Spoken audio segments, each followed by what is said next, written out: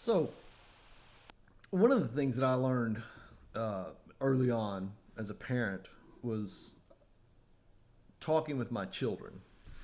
And one of the difficulties in talking with your children a lot of times is that you want to have a conversation. You want to see what's going on in that little mind of theirs. Or maybe you see that they're burdened about something and you're just like, hey, let's sit down and have a chat. And they clam up. They can't talk. A lot of times they just can't express it. A lot of times they were in the middle of something else and they just don't know how to do this, how to sit down and have a face to face conversation. A trick that I learned, I can't remember who taught me this, it was probably one of my college professors because they taught me a lot. One of the things that they taught me was to do something with your child.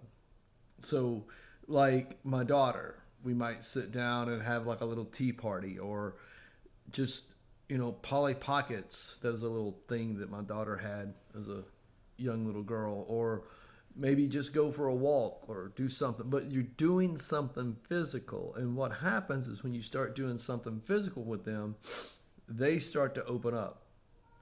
They start to talk. They start to express things. Little boys, sometimes you have to do something a little bit more active. Like, you're outside working on a car, and I know it can be frustrating when you're out there working on a car and you got a 7-year-old taking your tools and doing stuff like that. But be intentional. Instead of just getting caught off guard and being annoyed by them, say, hey, son, come out here and help me do this and start working on something. And once you start working on something with them, and it was in my case, they would begin to open up and they'd begin to talk. They'd begin to share their feelings. They'd begin to tell you the stuff at school that they probably wouldn't tell you when they come home. How was your day at school? It was okay. Then they just go on. But you're sitting out there talking to them, you're going for a walk with them, you're doing something active with them. They seem to open up. And I don't think this only happens in the realm of children. I think it also happens in the realm of adults. Now, granted, there are some adults who just want to sit down, a couple of chairs, a cup of coffee or a glass of wine or something, and chat. I've often found that those aren't meaningful chats. They don't usually go that deep unless you're sitting in some sort of therapy session or something.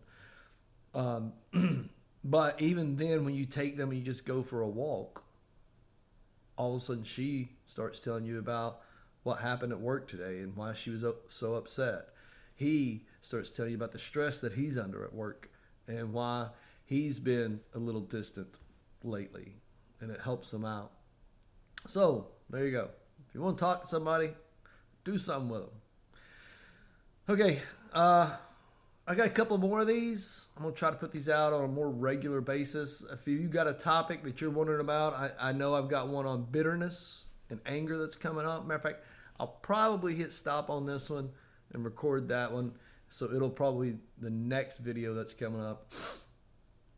Be sure and share this. And if you got any comments or want to join the conversation, be sure to jump in and let's join this conversation. Talk to you later.